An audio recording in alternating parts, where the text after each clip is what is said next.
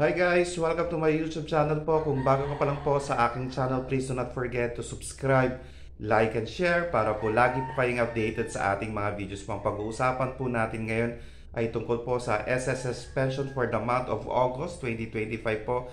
Dahil mapapaaga po ito, good news po ito sa ating mga SSS pensioner po na second batch dahil mapapaaga po ang ating release ng ating pension po. Ay po dahil ang August 16, which is the normal crediting po natin, ay Sabado, kaya nga po ibibigay po ito ng mas maaga po, which is August 15, 2025 po. Kaya abang-abang na po tayo sa ating mga ATM accounts po. Ayan po sa ating mga SSS pensioner, pakicheck na po yan.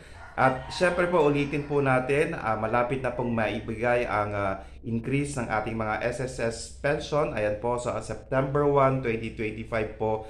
Abang-abang na rin po ang ating mga first batch po dahil may bibigay na po ang matagal na po nating hinihingi na increase sa SSS, which is September 1, 2025 po. At syempre, malapit na pong matapos ang August 2025. Kaya nga po sa mga hindi pa po nag-akop, mag-file na po or mag-apply na po ng AKOP or Annual Confirmation of Pensioner para po ang inyong mga monthly pension ay hindi po masuspend.